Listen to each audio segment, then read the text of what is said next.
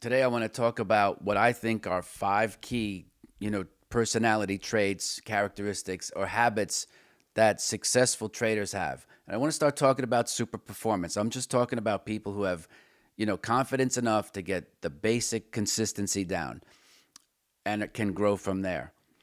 One is that they have a winning mindset. I come to the market every day knowing that I'm a winner and that I'm going to win because I do winning things. The fact that I lose money isn't an issue.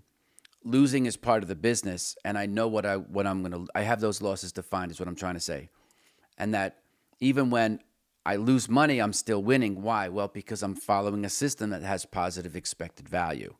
The key there is that the losses are when they occur, they're said to be in model. So there's nothing that's destabilizing for me because I expect it.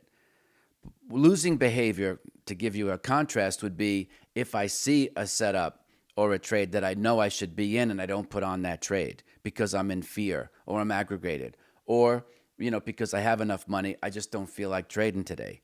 That to me is like losing behavior. Losing money is not losing behavior if you're following your rules, but most people are all over the place. Okay? With that, the best people that I know, you can't tell when they're making or losing money. So number two is they're placated. They're not they're not bipolar. They're not jumping off the walls when they're making money and smashing and throwing computer monitors when they're losing money in a despondent manner. They don't take losses personally. It's just another day in the markets. You're going to put some trades on. Sometimes they're going to work. Sometimes they're not. Like I said, stop watching your P&L. Do as you're told. Third thing, extremely strong sense of risk management. If you don't manage the risk manages you. Some of you are experiencing that right now. You need to know where you're getting out before you get in. So you should have all your math calculated and know exactly what's going to happen from the get go before you even add the risk to your portfolio. And I don't care if you're trading 50s or if you're trading one of the MNQs or the micro contracts.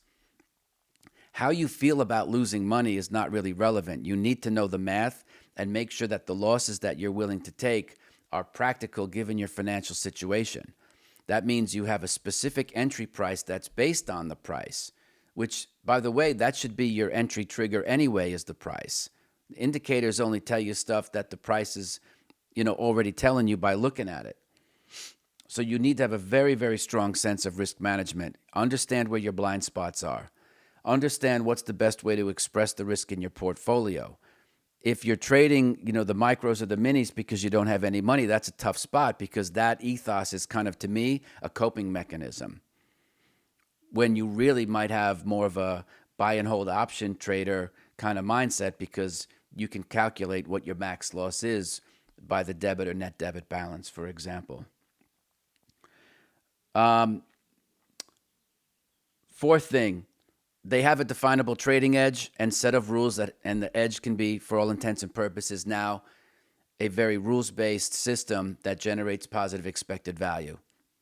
That's what you do to create the alpha. That's your trading edge.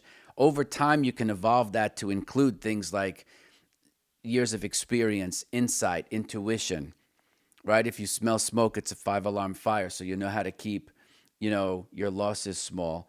They're also with that, they're independent thinkers. They're not sitting here waiting for, the alerts to go off on their phones to get the trade signal or to get the alert. They've done their own homework. They've done, they're independent thinkers. They've back tested and they kind of go with the flow. They realize they can pivot and make changes along the way.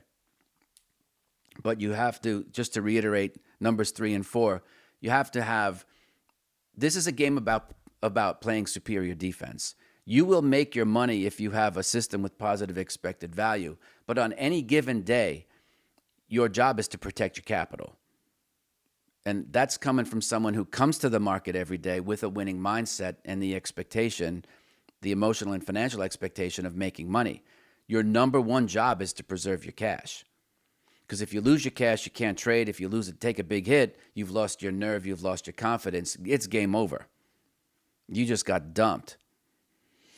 So, it's the same emotional model. You have to have strong risk management, and you have to be able to define what your edge is. What are the steps that you need to take? And it's not like read internet research 2 hours at night. That's not it. Your edges has something to do with your entry, your exit, and your position sizing. That's it. Everything else is extemporaneous and probably is a feel good aspect of your model. So if that's where you're at and you have 85 steps, shorten it down to knowing what's your entry, what's your exit. Don't tell me what the VIX is. Who gives a shit? Fifth, there's a certain type of work ethic and resolve that they have, a stick-to-itiveness, where, again, persistence and determination are going to get you very, very far in life. Doesn't matter where where you want to go, what it is that you want to do. It's even outside of trading. So you need to have that type of resolve where you make up in your mind, like if you start jiu-jitsu as a white belt, that you're just never going to quit. You're going to go train every day, and then you'll belt up along the way. When? I don't know. It's when your teacher thinks it's appropriate, but just keep going. And it's the same thing in trading. You can't look at the sum total of all your work and say that it's been to nothing, because, like, when you're carving David out of marble, you're eventually going to get there. So you have to be in a good attitude. I've mentioned that before, but that to me is all, when you're thinking about doing your research, make sure that the time that you're putting in, you can actually attribute to your model so that you can create the alpha and have the positive expected value. What you don't want to do is kind of look like a trader. And when I was coming up, there was a way to look like a trader. You had Sperry topsiders or penny loafers, khaki pants, and a blue long sleeve shirt, and hopefully a belt that matched your shoes. But who am I? I'm Bill Nye the Style Guy. At any rate, work ethic and do your own research. The more you can learn to stand on your own 2 feet, the better off I think that you're going to be. And that'll help you build confidence, which is a very, very, integral part of trading profitably and succeeding in the long haul. You can't rely on paid research and platforms and alerts because, for one, they go out of business.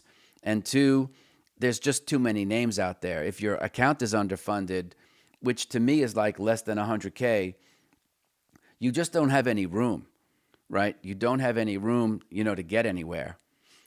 And so which of the names that are, when they send you the alerts, which ones do you use? Well, your bias is gonna kick in, and you're gonna look for something that's like chip related or AI or crypto or something like that because you have an affinity for that. So that's it. Winning mindset. They don't take losses personally. They have a very strong sense of risk management. They're independent thinkers and have a definable trading edge and a very, very strong work ethic and sense of discipline when they do their research. If you like this video, watch this one here.